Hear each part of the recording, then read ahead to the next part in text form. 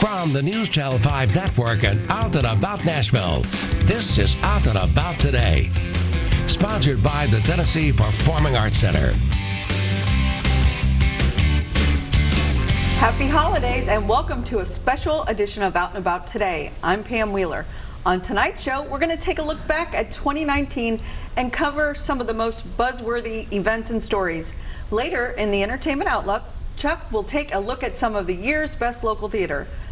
Right now, I'm joined by my co-hosts, Chuck and Brent. And before we dish on 2019, I've got two questions. Okay. Last month, we talked a lot about Chick Fil A, or at least a few minutes about Chick Fil A. Just a couple days ago, they announced they're not going to donate to any anti-LGBT groups. Are you going to pick up some Chick Fil A on the way home from the studio today?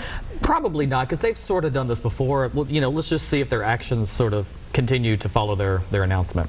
I agree. I'll wait and see. But I will go to Popeyes because they have that new fried chicken sandwich that is giving them so much competition. Yes. A line. We went and had one. It is phenomenal. Okay. It is phenomenal. Go to Popeyes. I wonder if the two have anything related. Yeah. And Popeyes launched that on a Sunday, which I love. Yeah, that was smart. Yeah. So the sandwich is really good? It's incredible. I mean, phenomenal. Really, seriously. Yeah. I'm going to have to try it. The line's so long. Yeah.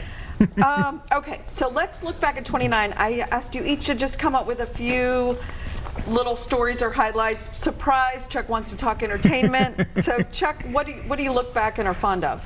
Fond of, one of my all-time favorite shows now is Schitt's Creek, and they came to TPAC and did, you know, kind of a talk and presentation, that sort of thing, 6 of the main cast members.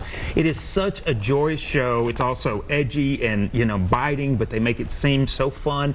But, you know, and, you know, two of the lead characters, it's a gay couple, and it looks like they're going to be getting married. I'm so in love with this show, and so here is something that I just taped at the actual Schitt's Creek Live, so we'll talk about it on the backside.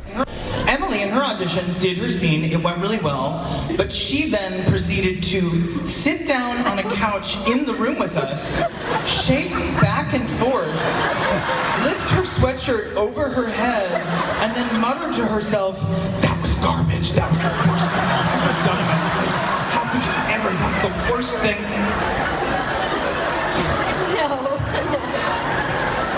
Now, for any aspiring actors in the audience, wouldn't recommend. You're talking about that audition? They're so funny. They are so funny. I was there. There were 2 shows because the first one was sold out. I was there at the 10 o'clock. That's a lot. That's late for her. Yeah, it is late, and I loved it too. I loved the show. I'm so out of it. I didn't know there was one more season. Yes. And so I had saved one show, and I think you told me, like, there's another season. So now I can watch it all. Exactly. It's so exciting. And the cast, too, has so much history, and it's an older, I mean, all ages can love it, but I love that there's all different. I love it. Yeah. It's such a good show. And so I can hardly wait for the new season, the final season. So you have another little entertainment nugget in your bag of tricks? Yes, Darin Hanson came to TPAC, the touring show. It had, you know, it's still on Broadway. It had so much hype, and it lived up to everything. And it's about, and I think we can all relate to this, this kid in high school.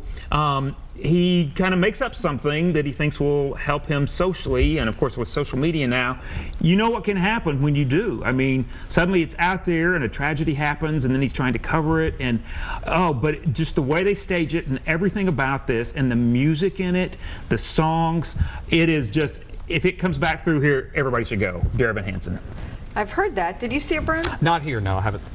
Okay, yeah, so we'll come on a high recommendation from Chuck. Yes, absolutely, yep. So we're going to switch gears from entertainment to politics. Brent has a couple picks that... I always have to be the womp-womp, right? It's hard with Chuck. He's always, you know, dancing. There's a good and you know, there's a couple, they're both positive. Let's just leave it that way, right? Okay. So one of which is, of course, the first out gay man to run for president. That's a pretty big deal, I think, Mayor Pete.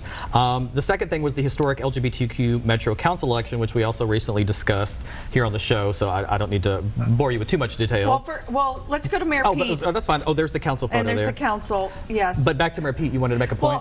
Well, I want to ask you guys. Yeah. I'm so excited about Mayor Pete too. He was here in July, did a big fundraiser, big meet and greet. The breakfast, yeah, it was nice. Yeah, and the breakfast. How would you both right now, if we're voting in the primary today, does he get your vote? I have to say yes. I mean, I've got a couple of Mayor Pete signs in my yard, so that's probably a good indicator. But I feel like as the first out gay man, I need to give him my vote. Now, that said, whoever wins the primary is definitely going to get my vote. There's so many good candidates, though. They don't make it easy, but I just feel like I have to. I completely agree with you. And I love his message. And I do think he's more electable. I quite frankly, as somewhat of a moderate, a centrist, I think that's, for me. Yeah, he's been taking some flack for that. Yeah, but I think, for a lot of folks. And I understand that. But I think we've got to get the person in the White House out. And I think, you've got to be smart about it. So I think if you go too far left, it's going to be a little dicey. Well, there's a couple other centrists, so I want to ask you guys, both as gay males, how much, and you said it a little bit already, how much of your vote for Pete comes from you're gay, he's gay? I mean, it's right. When you put it, I feel a little weird saying it like that, but I totally, you're not wrong. I mean, it's almost like, I'm just going to vote for him because. It's not just because. I mean, he wouldn't have made it this far. I mean, I remember hearing him. You wouldn't vote for Chuck if he was no, and neither one of us need to be in the White House. Let me just say right now. But like, even before he was actually announced he was running, I heard him on NPR. His voice, like, he's captivating to listen to, and he's got such good responses, such good answers. So even though it is I'm going to vote for him because, it's not just because. Right. And it's what first got my attention, obviously, because he was, the first gay to be in a major position like this, a gay man. But also, everything I hear from him, every time he answers the questions, every time he is put on the spot, I love what he comes back with, and I love his demeanor. I love his brain. I think he's a great candidate. He's impressive all the way around. Agreed. And if he doesn't get the nomination, I think he's got a long future ahead of him, Absolutely. which is also very, satisfying. Right. Sure. We need to get him on the show. Well, let's. I mean, it wasn't for not one of trying. I know. Yeah, that's right. We did try. Yeah. Okay, we got to take a short break. So don't go away. When we come back, we're going to maybe take a second and look back at 2019 and then go to 2020. Stay with us.